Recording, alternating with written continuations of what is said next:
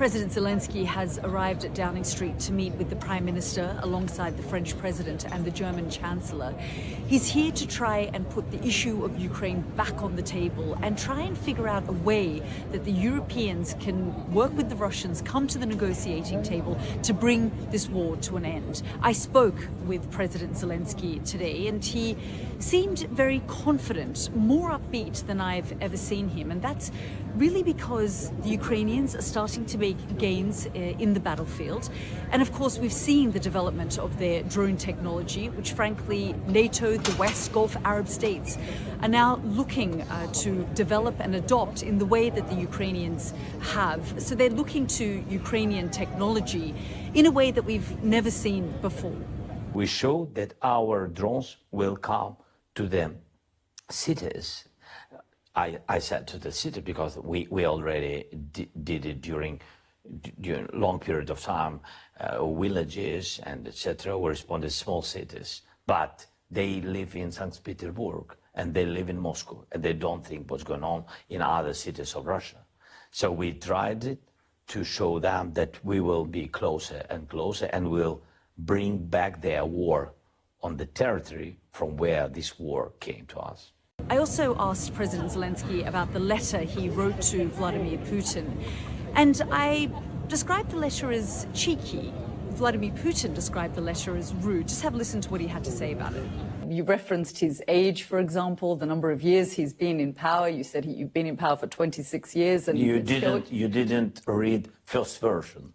The first version was ruder? Do you want to share with us what your... No. but he rejected the letter almost immediately. Now, it's,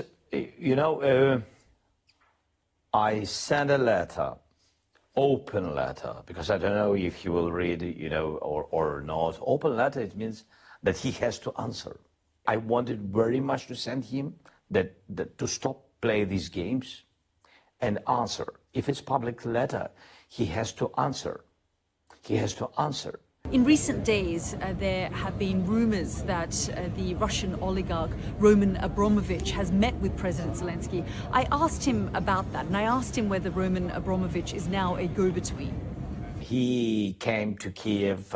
He said that I think that he said I have a message direct to you, and I want to get message and take message from you and to give it to Putin.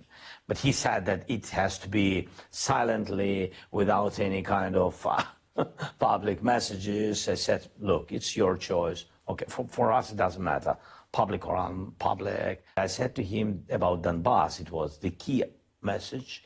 And I said, no, we will not live and we will not go out from our territory.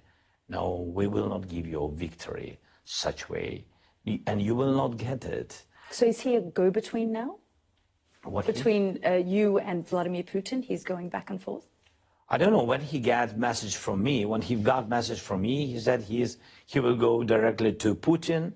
I said, okay, I'm ready to meet, not in Moscow, not in Belarus, and not in Minsk, and it's understandable why. And I said, you can choose any time from tomorrow. You can choose any day, any format. We can choose with President Trump. I'm sure that he will be ready to come. What was clear in my interview with President Zelensky is that he is willing to do whatever it takes to reach some kind of agreement with the Russians. He's calling for a ceasefire that includes freezing the front lines at the moment and then looking at a wider diplomatic solution. Where would you want the lines to be frozen? Where they are at this moment? Would you agree to that? Yes, it's the quickest way. Of course, I want to freeze, not just freeze the conflict, because we want to live in Ukraine, not just stop the war. We want to stop, and stop the way when the war will not come back because of some crazy people and etc. if they want to come back with this war after some pauses. So it's not the idea just to freeze, but the quickest way to freeze.